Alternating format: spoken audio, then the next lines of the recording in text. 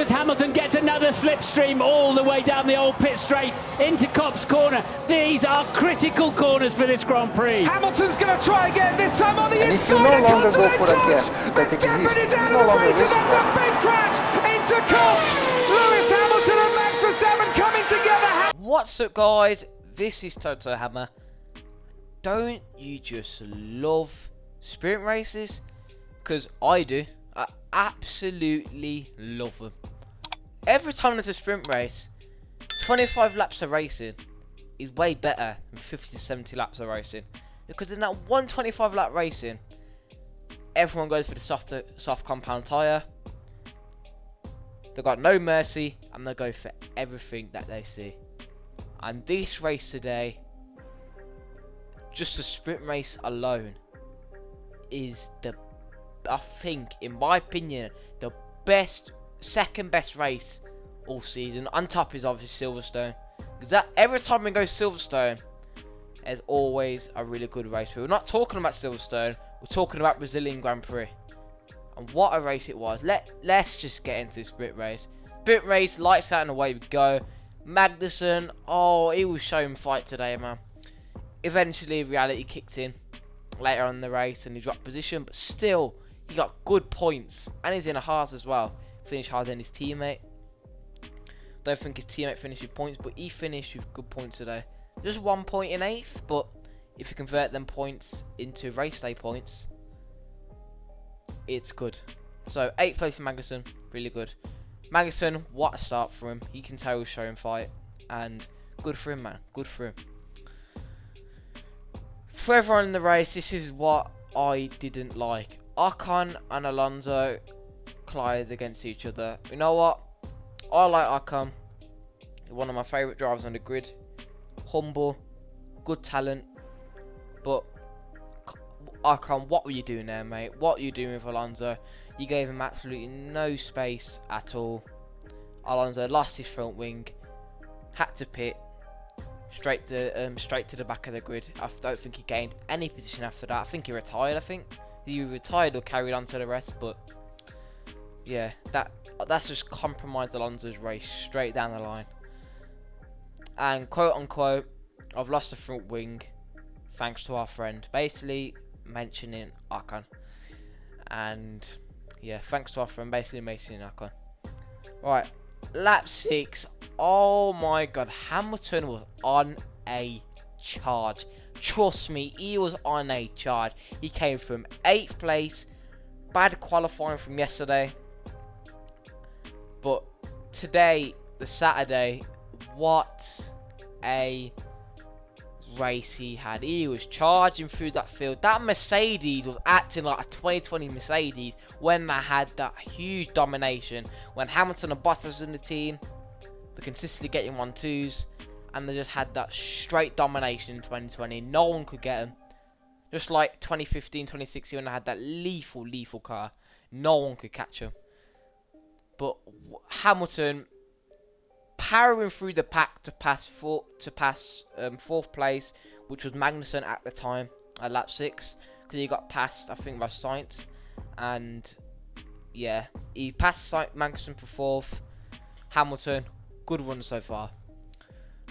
Lap 9, Vettel and Stroll. I don't know what was Stroll doing to Vettel, but Vettel, DRS and Stroll. Stroll made that awful defensive line. He made that awful defensive line. Vettel had DRS. He was the way quicker car on that. I think it was like Lieutenant S's. Turn 3. Then it went on to the big massive straight. What was Stroll doing with Vettel? Vettel had DRS.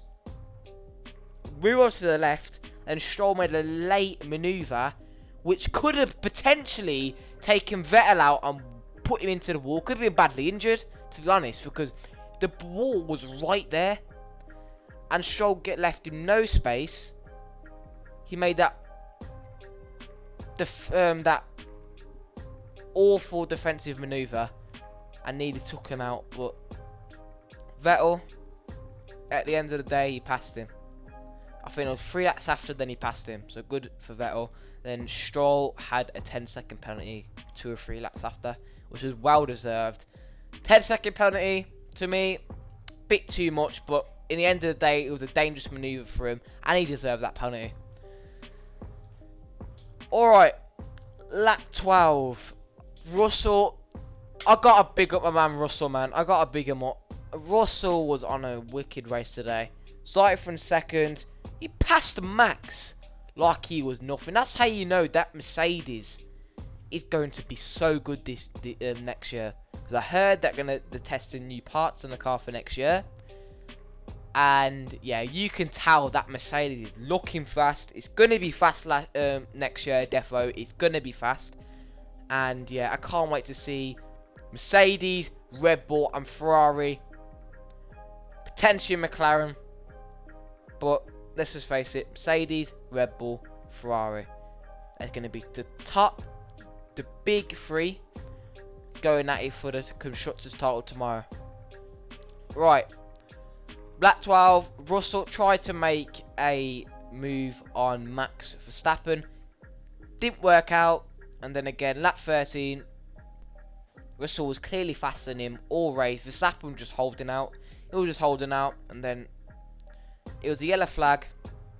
Soon as they were battling, there's the yellow flag for Albon. And yeah, he just stopped his car there. There was no point of him carrying on, which caused a track hazard, but no safety car or VSC, which is quite surprising, but not really quite surprising at the same time, because Albon was near Marshall post where all the marshals are. So yeah, there was no point of him carrying on, so he just retired from the race. Lap 15, Russell got him.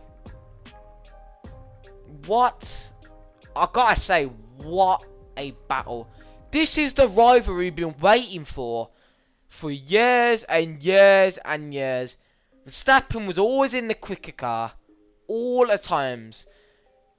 He was always in the quicker car, and Russell was always the underdog in that Williams. And look what he did in the Williams. And when he went to the Mercedes, he gave Bottas a good run for his money at Bahrain. When the short circuit, he gave Bottas a good run for his money. And he's in a Mercedes now, and he's just delivering. He's delivering. He's packing points for the team. He's getting up there. And yeah, Russell and Verstappen, future rivalry. As soon as Hamilton, Alonso, and all that retire, all the old guards.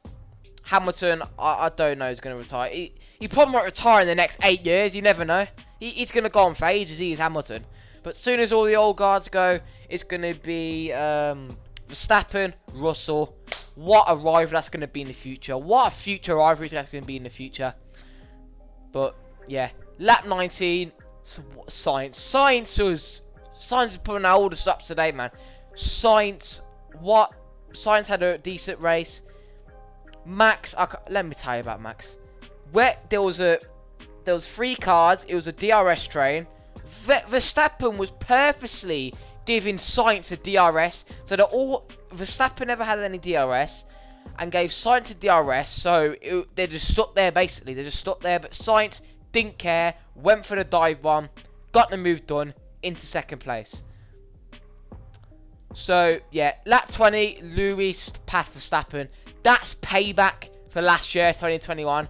Finally, he has passed Max Verstappen in the proper way. Because the other time when he beat Max Verstappen is either by a safety car, he passes him in a safety car, or Verstappen getting a DNF.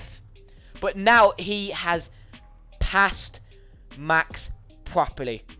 And where's his speed for Red Bull gone? Where's the Red Bull speed gone? Where's it gone? Like, ever since Max has won the title, his speed's been down, down, and down. Don't get me wrong, he won the USA Grand Prix, don't get me wrong. But ever since they won the Drivers' Championship, they won the Constructors, speed has started to go down. It's like they put all the best parts off the car and put on all the old parts, because Red Bull is not as fast like there was since they won the Drivers and the Constructors titles. That's just a bit suspicious for me. Come on, it is a bit suspicious, because now so their speed is just dropped. But forget Red Bull, one about Max and Lewis. That is payback from last year. And if he wins Abu Dhabi, I swear down, if Hamilton wins Abu Dhabi, that's even more payback for last year. AKA Max Verstappen, Mickey Mouse champion, Human Error champion, and Cost Cap champion. That is what Max Verstappen is. That's what he is. He's a big cheater. The biggest cheater in Formula 1 history. He's even up there with Michael Schumacher. Biggest cheater in F1 history. One of. Jesus Christ. And that was the end of the race. First, Hamilton. Second, Russell. Sainz had a penalty. No penalties given. And yeah, Hamilton, Russell, and Max. It's going to be Mercedes 1-2. Third, Max. Fourth, Perez. It's going to be Mercedes versus a Red Bull. I can't wait to see that tomorrow. I can't wait. That's going to be box office. It's going to be so good tomorrow. So good. Mercedes and Red Bull, where everyone's been waiting for. They're both in decent cars. Mercedes a little bit better in the moment. They're in both good cars. You got Perez versus, you know what, Russell and Max.